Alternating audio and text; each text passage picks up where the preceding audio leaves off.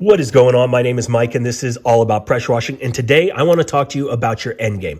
I'm talking about what is your exit strategy for your business. Most guys and gals get into this business for the freedom, the financial freedom, the time freedom. Some find it, some don't. But it's very important, regardless of your age or how long you've been in business, that you have some kind of idea where it's going to go. Your plan for the future, your plan for your business. If you're honest with yourself, you know that you're not going to be able to do this forever. This isn't easy work, and it takes a toll on your body, and it's something that you need to think about early on.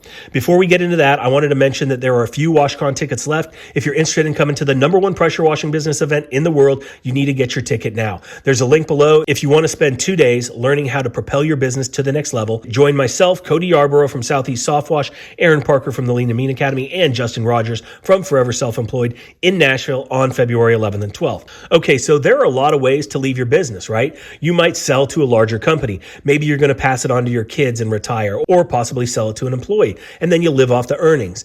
You could also get out of the business because you can't keep up with the workflow anymore. You're tired, you're old, you hurt, but that's not a scenario anyone aims for, and that's why we got to have a plan. So the main point of this video is you're going to eventually leave your business. Planning ahead for this is really important, and your end game should affect the way that you manage both your business and your finances. So let's talk about a couple of reasons why having a plan for this is going to increase the probability of success for your business. First, it helps define your strategic priorities.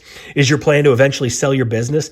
I just sold my landscape business, and I was able to do that because I knew at some point I was going to want to get out of that. And I set it up so it was attractive to potential buyers. Completely automated, meticulous records, a true business that someone could come in, do their due diligence, and see the value. So if that's your goal, one of your main focuses should be on growth and long-term sustainability. Bigger companies want to buy something that's off the ground, running strong, not complacent, and not struggling. So you got to have a strong business if your plan is to get out of it and sell it to somebody else.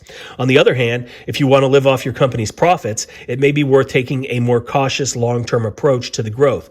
Knowing and understanding every aspect of your business, not just the labor side, know the business side. That's so huge. Knowing and maintaining margins and avoiding big risks. Scaling when you can, not because you think that you have to.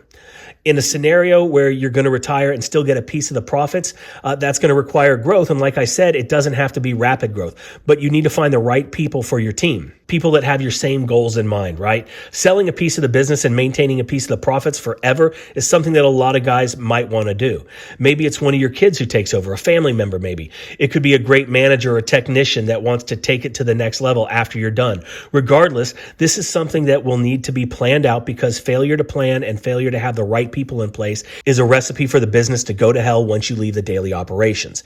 Having the right people in place is essential because the last thing you want to happen in your retirement is getting sucked back into the daily operations. No, thank you. The next thing is knowing where you want to be in the future because this is going to help set your goals, both strategically and financially for your business. An end game gives you a pathway to work towards in your business. If you decide that you want to double your business in the next year, or in 5 years, you want to have 2 more trucks on the road, you can consider what sort of scale and profitability it's going to take to make those things happen.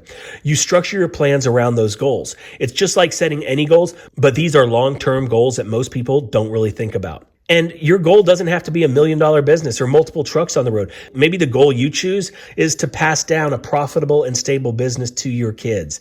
In that case, you need to focus on the things that are going to ensure your company remains competitive 20 or 30 years from now. Lay out a plan and you have to stick with it. The goal for huge corporations is to get their stock prices up and keep them up, right? The goal for our business is to keep our prices up, keep our profits up, but most importantly, your goals should be in line with whatever you want to achieve for your future and especially your retirement. So having an idea of what's going to happen when you decide it's time to get out of the game is absolutely critical. So if your plan is to leave it to your kids, you got to have a plan in place. And more importantly, make sure that they want this for themselves. Get them involved at an early age. Let them understand how the business works. As they get older and it gets closer to that time, bring them in deeper into the business, the back end, the important things.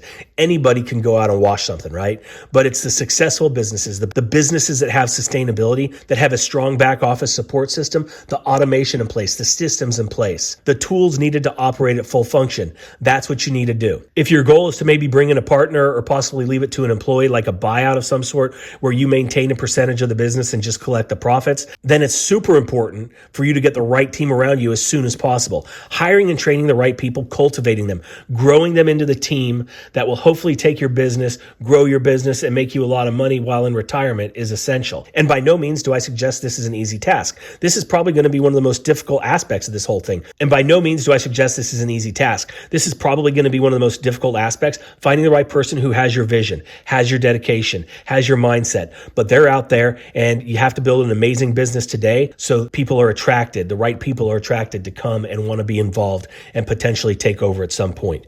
Having an end game in mind helps you focus on the other important stuff. A lot of business owners don't like to think about the end game because they're worried it's going to distract them from the daily operations, today's work, right? So I think the best approach here is to strike a balance between defining your end game, which is going to de-stress your life immensely, but also you need to concentrate on the daily operations of your business. This is the balance that needs to happen. So questions about your future are never going to go away. If you try to push them down to focus on your business today, they're just going to keep popping back up, right? So you have to have an answer. You have to have an end game. You have to have a plan. This doesn't mean that you can't be flexible. New circumstances can absolutely justify changing your long-term plans, but that doesn't mean they're not worth making in the first place, right? Focus on your business today, but have a plan for the future. I really hope you enjoy this video. Check out the link for Washcon below, and I hope you have a great day.